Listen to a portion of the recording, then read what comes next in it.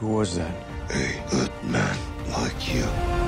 Caesar loved humans more than apes. It really wasn't clear in the very first film why Koba looks the way he does. You know, he's got that, you know, deformation on his left side. And one of the things that that the director wanted to have this time was he really wanted to explain and to show that Koba was, you know, a lab chimp basically, and he was tested on.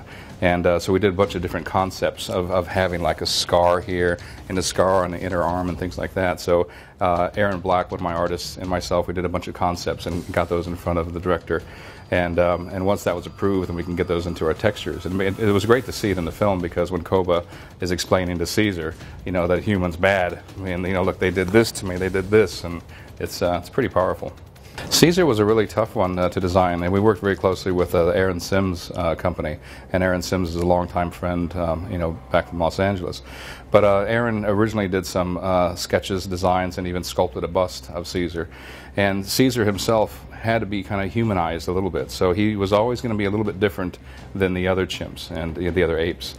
And and one thing that we really tried to do also in film 2, in Dawn of the Apes, was to try to incorporate a bit more of Andy's look into Caesar, because Andy had some very particular, you know, furrows and things that we did, and Florian Fernandez, you know, an amazing modeler at Weta Digital, was able to capture a lot of those different poses that Andy does and getting those into the model.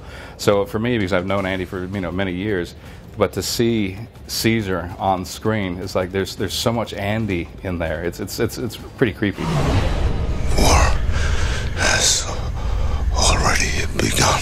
Well, the one thing we tried to do a little bit was try to age the apes a little bit. You know, it had only been about 10 years or so had passed, and so with Caesar we gave him a little bit more kind of gray hairs and things like that.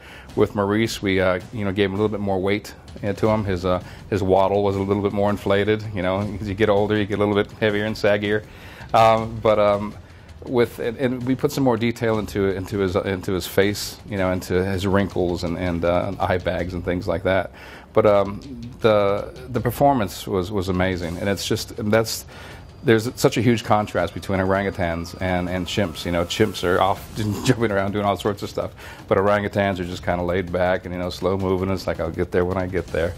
But the performance was brilliant.